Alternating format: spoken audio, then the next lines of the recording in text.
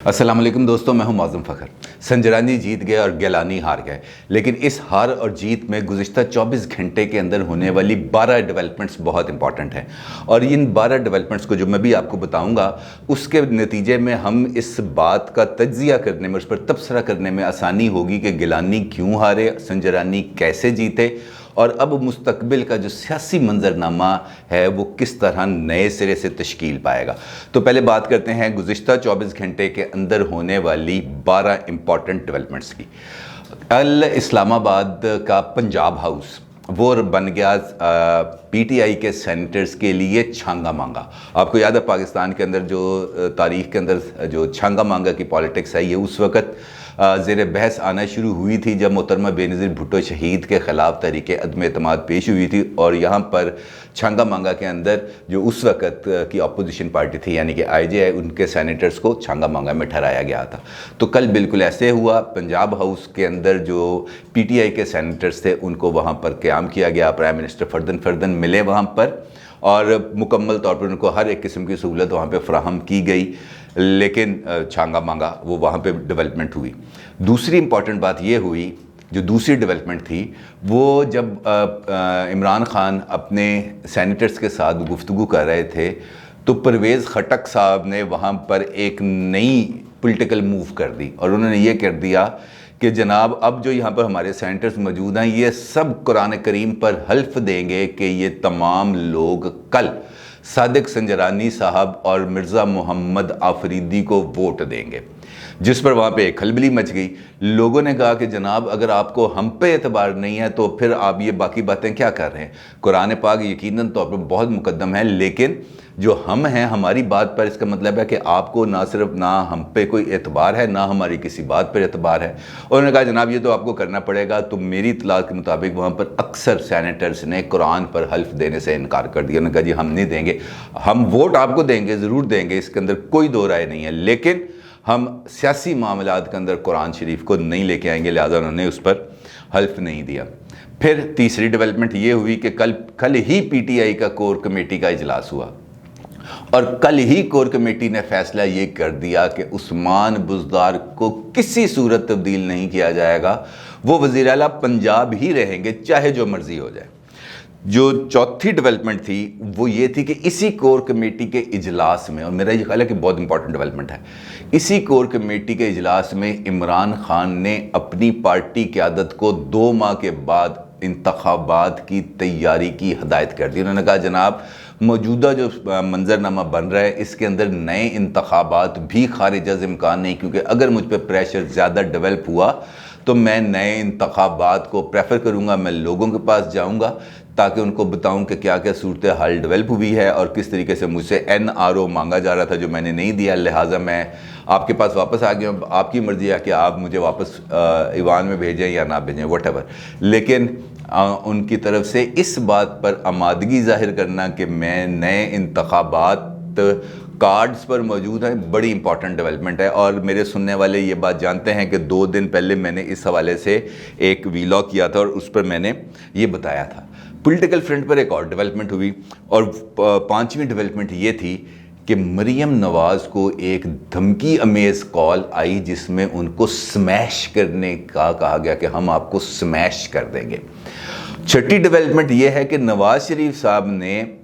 इस कॉल के जवाब में एक वीडियो बयान जारी कर दिया और उस वीडियो बयान के अंदर उन्होंने अपने जो बयानिया है उसकी तरवीज की। उन्होंने कहा कि जनाब ये जो आप जिस तरीके से चालें चल रहे हैं ये चालें चलने वाला काम नहीं रह गया, अब आप एक्सपोज हो चुके हैं। और एक मर्तबा फिर उन्होंने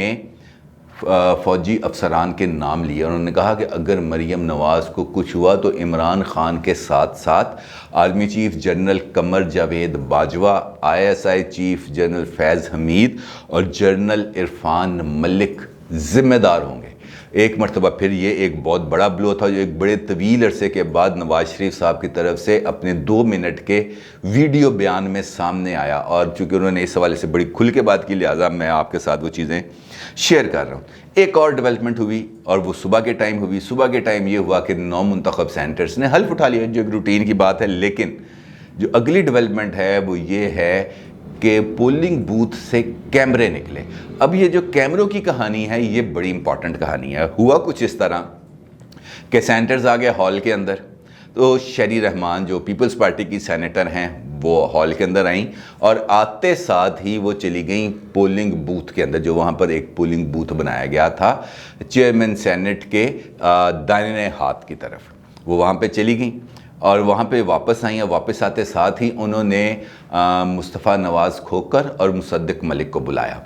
اور ان کے ساتھ کچھ دیر انہوں نے گفتگو کی، جس پر یہ دونوں شخصیات چلیں گے پولنگ بوتھ کے اندر، اور وہاں پر جو لگی ہوئی تھی بہت بڑی LED، اس کے نیچے انہوں نے ایک کیمرہ دریافت کیا۔ اس کے بعد ان کو ایک اور کیمرہ ملا تو انہوں نے اس کی کھینچا تانی کی تو وائرنگ شائرنگ اس کی ساری برآمد ہو گئی۔ اس کے بعد پھر جب اور زیادہ تحقیق کی گئی تو وہاں سے مزید کیمراز برآمد ہوئے، اور ایک کیمرہ فواد چودھری صاحب کی ٹویٹ کے جواب میں برآمد ہوا۔ جب فواد چودھری نے ٹویٹ کیا، انہوں نے کہا کہ جناب اب تو اتنے بڑے بڑے کیمرے نہیں آتے، اب تو اس جیسے سمارٹ سپائی کیمراز بھی موجود ہیں۔ تو اس سپائی کیمرہ کی جب انہوں نے اپنے ٹویٹ کے اندر وہ تصویر شیئر کی تو مصطفیٰ نواز کھوکھر نے کہا کہ تھینکس فار دی لیڈ، آپ نے بڑا ہمیں یہ لیڈ دیا ہے، شکریہ۔ اس کے بعد وہ دوبارہ پولنگ بوتھ کے اندر گئے تو وہاں پہ بالکل ویسا ہے، مثلا وہ جو تصویر فواد چودھری نے ٹویٹ کی تھی بالکل اسی جیسا کیمرہ وہاں پر پولنگ بوتھ کی ایک ووڈن اس کے اندر نظر آیا، وہاں پہ پتہ چل گیا۔ تو 6 کیمرے اس چکر کے اندر نکل آئے۔ ایک اور ڈیولپمنٹ یہ ہوئی کہ کل ہی کے دن میں سینٹ کے اندر چیف سیکیورٹی آفیسر کی تعیناتی کی گئی، اور بغیر کسی اشتہار کے، بغیر کسی پروسیجرز کو فالو کیے ہوئے ایک سیکیورٹی آفیسر کو تعینات کر دیا گیا۔ پھر آپ کو پتہ ہے کہ اگلی ڈیولپمنٹ کے اندر پریس کانفرنسز ہوئیں، الزامات ہوئے، اور آخر کے اندر چیئرمین سینٹ کا انتخاب ہوا اور چیئرمین سینٹ بن گئے صادق سنجرانی صاحب۔ 48 ووٹ لیے انہوں نے، جبکہ یوسف رضا گیلانی صاحب نے 42 ووٹ لیے۔ اب آگے چلنے سے پہلے میں آپ کو ان 12 ڈیولپمنٹس کے اندر جو خاص ڈیولپمنٹس ہیں اس کی سگنیفیکنس بتاتا ہوں کہ وہ سگنیفیکنس کیوں ہے اس الیکشن کے ذریعے۔ سب سے پہلے بات کرتے ہیں خفیہ کیمروں کی۔ جہاں تک خفیہ کیمروں کا معاملہ ہے تو یہ خفیہ کیمروں کی مخبری از خود کی گئی پیپلز پارٹی کی اعلیٰ ترین شخصیت کو، جس کے ذریعے یہ انفارمیشن آئی شہری رحمان کے پاس، اور انہوں نے یہ انفارمیشن آگے دی، جہاں پر تحقیق کرنے کے بعد یہ سپائی کیمراز کو برآمد کیا گیا۔ اور کہانی اس میں کے پیچھے یہ تھی کہ جان بوجھ کر یہ تاثر دیا جائے کہ یار اسٹیبلشمنٹ تو اس سارے معاملے کے اندر ہو گئی ہے غیر جانبدار، اور سب ہو کے ٹھنڈے ہو کے بیٹھ جائیں کیونکہ کیمرے پکڑے گئے ہیں۔ لہٰذا اب کیمرے پکڑے گئے ہیں تو اس کا مطلب یہ ہے کہ اب وہ سارے کا سارا ملبہ گر جائے گا حکومت پر، اب حکومت پر گر جائے گا ملبہ، تو حکومت ڈیفینسو پوزیشن میں آ جائے گی، اور ڈیفینسو پوزیشن پہ آنے کے بعد ہمارے جو ممبران کے اوپر جو دباؤ اگر تھا تو وہ دباؤ ہٹ جائے گا اور ہمارے ممبران بڑے آرام سکون سے ووٹ دے دیں گے۔ لیکن یہاں پر ڈبل ایج گیم ہوئی کہ ان کا دھیان کیمراز کی طرف کر کے ممبران کی طرف سے ہٹا دیا گیا، اور اس سارے معاملے کے اندر وہ اپنے جو سینیٹرز تھے نومنتخب ان کو بریف کرنا ہی شاید ان کو یاد نہیں رہا کہ آپ نے ووٹ کاسٹ کیسے کرنا ہے۔ اب وہ یہ ووٹ کاسٹ کرنے والی کہانی بھی بہت دلچسپ ہے، لیکن یہاں پر جو باریک کام تھی کہ خفیہ کیمرے تو پکڑے گئے لیکن خفیہ ہاتھ خفیہ طریقے سے خفیہ کارروائی کر گیا، اور یوسف رضا گیلانی صاحب ہار گئے اور صادق سنجرانی صاحب جیت گئے، یعنی کہ ریاستی امیدوار جیت گیا اور جمہوری امیدوار وہ الیکشن ہار گیا۔ عمران خان کی جانب سے یہ کہہ دینا کہ میں نئے الیکشن کرنے پر تیار ہوں، یہ وہ ڈیولپمنٹ ہے جو میں نے آپ کے ساتھ شیئر کی۔ اگر آپ کو یاد ہو کہ اسٹیبلشمنٹ کی جانب سے عمران خان کو ایک چارٹر آف ڈیمانڈ دیا گیا تھا کہ یہ چارٹر آف ڈیمانڈ ہے، اس چارٹر آف ڈیمانڈ پر آپ نے عمل کرنا ہے، اگر آپ نے عمل کر دیا تو یہ اسمبلیاں کنٹینیو رہیں گی، اور اگر آپ نے عمل نہ کیا تو پھر نئے انتخابات ہو سکتے ہیں۔ اور اس کا مطلب یہ ہے کہ عمران خان نے اپنے ذہن کے اندر کسی نہ کسی لیول پر یہ بات طے کر لی ہے کہ میں نے اس چارٹر آف ڈیمانڈ پر عمل نہیں کرنا، یعنی کہ وہ جو سیم پیج تھا وہ اب سیم پیج نہیں ہے بلکہ 2 پیجز بن چکے ہیں۔ یہ بات تو ٹھیک ہے کہ صادق سنجرانی صاحب کی پی ٹی آئی نے سپورٹ کی، لیکن صادق سنجرانی صاحب جس جگہ سے اور جن حلقوں کے امیدوار تھے انہوں نے اپنے امیدوار کو بچا لیا. کتنی دیر تک بچائے رکھتے ہیں یہ ایک الگ سوال ہے، لیکن یہ جو رفٹ ہمیں نظر آ رہی ہے اس وقت وہ بڑی ویزیبل ہے. اب اس رفٹ کے اندر اسٹیبلشمنٹ آگے جا کے کیا کرنے والی ہے یہ انفولڈ ہو جائے گا آئندہ کچھ دنوں میں، کچھ ہفتوں میں، کچھ مہینوں کے اندر. لیکن پاکستان کے اندر اب جو سیاسی منظرنامہ ہے اس کے اندر ہجان خیزی ضرور آئے گی، کیونکہ اب پی ڈی ایم کے پاس کوئی اور آپشن نہیں ہے ماں سوائے ایجیٹیشنل موڈ میں آنے کے. اور ایک مرتبہ جب وہ ایجیٹیشنل موڈ میں آ جائے گی تو پھر آصف زرداری صاحب جو مفاہمت کے کھلاڑی ہیں، جو یہ شطرنج جوڑ توڑ کی شطرنج بڑی اچھی کھیل لیتے ہیں، جو اس وقت ڈرائیونگ سیٹ پہ تھے، جن کی وجہ سے ضمنی الیکشن بھی لڑے گئے، جن کی وجہ سے سینٹ الیکشن بھی لڑے گئے، اب وہ آ جائیں گے بیک سیٹ پر اور ڈرائیونگ سیٹ پہ آ جائیں گے میاں محمد نواز شریف صاحب اپنے طاقتور بیانیے کے ساتھ. اور اس کے بعد جب وہ ایجیٹیشنل موڈ بڑھ جائے گا اس کے بعد پھر اگلے آپشنز کھلیں گے وہ. اور اس کے اندر ڈیولپمنٹ یہ ہے کہ پیپلز پارٹی نے 4 اپریل کو بھٹو صاحب کی جو برسی ہے وہ اس مرتبہ لاڑکانہ میں نہیں منائیں گے، بلکہ انہوں نے یہ اعلان کیا ہے کہ 4 اپریل کی بھٹو صاحب کی برسی کی تقریبات اسلام آباد میں یا تو ڈی چوک میں ہوں گی یا پھر فیض آباد میں. لہٰذا اس کا مطلب یہ ہے کہ 26 مارچ سے شروع ہونے والا لانگ مارچ کم دھرنا یہ کم از کم 4 اپریل تک تو اسلام آباد میں رہے گا. اب آتے ہیں بریک کاروائی. یہاں پر بھی ایک 7 کا فگر ہے وہ بڑا امپورٹنٹ ہے. 7 کا فگر اس وجہ سے امپورٹنٹ ہے کہ آپ کو معلوم ہے کہ نیشنل اسمبلی کے اندر 7 ووٹ مسترد ہوئے تھے اور سینٹ کے اندر بھی 7 ووٹ ہی مسترد ہوئے ہیں. نیشنل اسمبلی کے اندر جو 7 ووٹ تھے اس میں سے 4 ووٹ تھے عبدالحفیظ شیخ کے اور 3 ووٹ تھے یوسف زئی گیلانی صاحب کے جو مسترد ہوئے. یہاں پر 7 کے 7 ووٹ وہ ہیں جو یوسف زئی گیلانی صاحب کے ہیں. 8واں ووٹ وہ ہے جو ایک خاص طریقے سے اسٹیمپ ہوا. لیکن یہ ان 7 کی سگنیفیکنس اس وجہ سے ہے کہ ان 7 کو صرف اس وجہ سے مسترد کر دیا گیا کہ یہ جو مہر تھی یہ یوسف زئی گیلانی صاحب کے نام کے آگے جو خالی سپیس تھی وہاں پہ نہیں لگی، بلکہ یوسف زئی گیلانی کے نام کے اوپر سٹیمپ ہوئی ہے. اب اگر ٹیکنیکلی دیکھا جائے تو یہ ووٹ کاسٹ ہوا ہے یوسف زئی گیلانی کی فیور میں، اور اگرچہ اس کو اس وقت یہاں پہ جو جی ڈی اے کے پریزائڈنگ آفیسر تھے مظفر حسین شاہ صاحب انہوں نے تو اس کو کر دیا مسترد. لیکن یہ معاملہ اب جائے گا الیکشن ٹریبیونل میں اور وہاں پر یہ معاملہ چلے گا، کیونکہ یہ ہم خود بھی کرتے رہے ہیں پریس کلب کی پالیٹکس کے اندر. میں خود بھی الیکشن لڑتا رہا ہوں کئی مرتبہ، یہاں پر کاؤنٹنگ کے اندر بھی بیٹھے ہیں تو وہاں پہ ہم دیکھتے ہیں کہ اگر وہ جو مہر ہے وہ اس ڈبے کے اندر لگی ہے تو اس کا مطلب یہ ہے کہ ایسنس آف دی ووٹر ول یہ ہے کہ یہ ووٹ فلاں امیدوار کو کاسٹ ہوا ہے. تو میرا خیال ہے کہ یہاں پر بھی جو ایسنس آف ووٹرز ول ہے وہی چلے گی. لیکن 7 ووٹ ادھر مسترد کرانے کا، یہاں پر 7 ووٹ مسترد ہونے کا جو بدلہ ہے وہ بڑے اچھے طریقے سے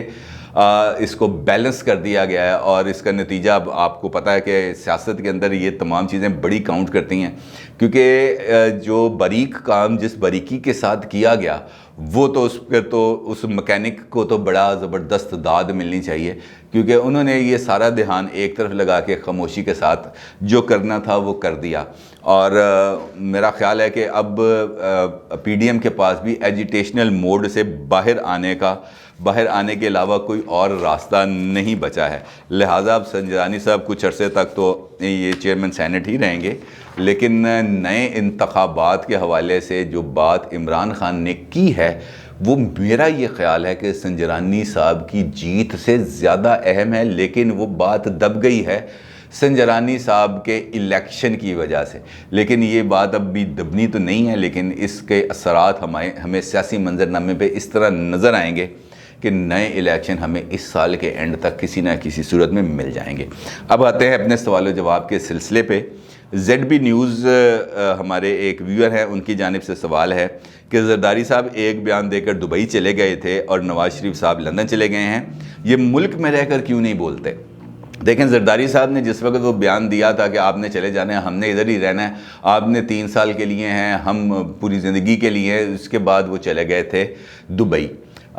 لیکن واپس آ کے ابھی تک وہ ملک میں ہیں، مقدمات کا سامنا بھی کر رہے ہیں، سب کچھ کر رہے ہیں۔ سیاست کے اندر کبھی آپ کو آگے جانا پڑتا ہے، کبھی آپ کو پیچھے جانا پڑتا ہے۔ نواز شریف صاحب وہاں پہ جب بھی پاکستان میں تھے تو جیل میں تھے، ڈیفینیٹلی ان کے اوپر مقدمات چل رہے ہیں، ایک میں سزا ہوئی ہے، نااہلی ہوئی ہے، لیکن وہ چلے گئے لندن۔ اب لندن میں بیٹھ کے ان کے لیے پاکستان کی پالیٹکس کے اندر اپنی امپورٹنس کو بڑھاتے رہنا زیادہ آسان ہے بنسبت اس کے کہ وہ جیل میں رہتے اور کسی نہ کسی ذریعے سے ان کے بیان بازی سامنے آتی رہتی، تو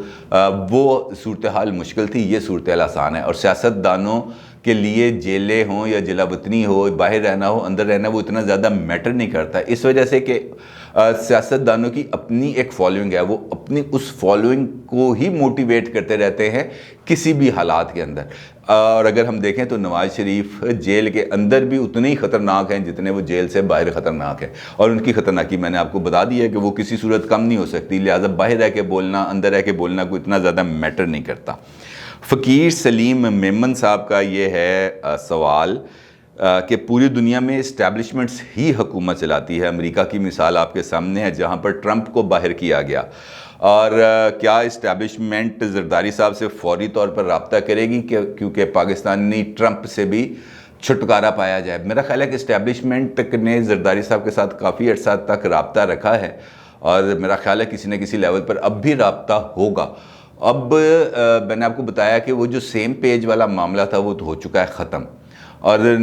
اب چونکہ چارٹر آف ڈیمانڈز بھی نہیں مانے گئے اور عمران خان خود کنفرنٹریشنل موڈ میں جانے والے ہیں، اگریسو موڈ میں جانے والے ہیں، لہٰذا الٹیمیٹ چوائس اسٹیبلشمنٹ کے پاس، جو اگر ہم اپنی پولیٹیکل لائن اپ میں دیکھیں تو وہاں پر زرداری صاحب ہی ان کے لیے ایک چوائس بنتے ہیں، اور ڈیفینیٹلی زرداری صاحب کے ساتھ آج نہیں، کل نہیں، پرسوں نہیں، ترسوں نہیں، لانگ مارچ تک، لانگ مارچ سے پہلے، لانگ مارچ کے بعد رابطہ ضرور ہوگا اور ایک نئی پولیٹیکل الائنمنٹ ڈیفینیٹلی بنے گی۔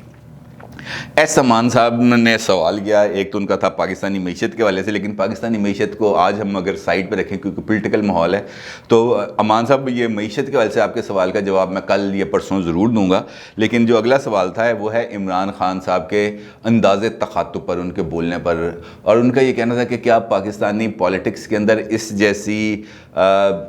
مینرزم کس طرح آ سکتے ہیں؟ دیکھیں، ہماری سیاست کے اندر کافی عرصے تک تو مینرزم رہی ہے۔ کچھ عرصہ پہلے جب 90 کی دہائی میں تھے تب یہ مینرزم ہم نے دیکھے تھے کہ بہت حد تک ڈیٹیریٹ ہو چکے تھے، لیکن جب یہ دونوں ہماری جو لیڈرشپ تھی محترمہ اور نواز شریف صاحب جب یہ جلا وطن ہوئے، باہر جا کے انہوں نے اپنی اپنی غلطیوں کا احساس کیا، تو پھر ہم نے دیکھا کہ وہ چیزیں تھوڑی سی کم ہو گئی تھیں، بلکہ خاصی حد تک کم ہو گئی تھیں۔ اگر اس میں 75% بھی کمی آ گئی تو میرا خیال ہے کہ بہت زیادہ ہے۔ لیکن عمران خان کے سیاست میں انٹری نے بنیادی طور پر وہ تمام اقدار، وہ مینرزم کو ختم کر دیا، کیونکہ عمران خان کو سکھانے والوں نے یہ بات پٹی پڑھائی تھی کہ اگر آپ وہی 90 کی دہائی والی سیاست کریں گے تو پھر آپ کو پنجاب سے پذیرائی ملے گی، اور انہوں نے سیم لائنز کو کاپی کیا۔ اگر ہم دیکھیں تو اس وقت اگر کریکٹرز بدلے ہیں صرف، وہ بھی ایک کریکٹر، مطلب بی بی کی جگہ پر ہم اس وقت رکھ دیتے ہیں نواز شریف کو، اور نواز شریف کی جگہ پر رکھ دیتے ہیں عمران خان کو، تو ہمیں وہی کیفیت ملے گی جو 90 کی دہائی میں تھی۔ لیکن سیاستدانوں کو ڈیفینیٹلی اپنے انداز تخاطب پر غور کرنا چاہیے، اور عزت و احترام، وقار، ڈیفینیٹلی ڈیسنسی کو کسی بھی طریقے سے نظر انداز نہیں کرنا چاہیے، کیونکہ آپ کے الفاظ ہی ہیں جو کل کو پلٹ کر آپ کی طرف آتے ہیں۔ تو عمران خان کے پاس وہ وقت بہت کم ہے، یعنی کہ اب ان کے پاس وہ ٹائم آنے والا ہے جب ان کے تمام الفاظ پلٹ کے ان کے پاس واپس آئیں گے۔ اول جب وہ اپوزیشن میں تھے تو جو کچھ کہتے تھے، آج حکومت میں آئے ہیں تو پلٹ کے واپس آ رہے ہیں، جس پر ان کو یو ٹرن کا تانا سننا پڑتا ہے، اور کل جو حکومت میں ہوئے اور پھر اپوزیشن میں جائیں گے اور پھر ویسی ہی باتیں کریں گے تو یہ واپس لفظ گھوم کے ان کی طرف ہی آئیں گے، لہٰذا ان کو بھی سمجھ آنی چاہیے، لیکن سمجھ آئے گی کچھ عرصے کے بعد۔ اپنی رائے کا ضرور اظہار کیجیے گا۔ آپ کا بہت شکریہ۔ اللہ حافظ۔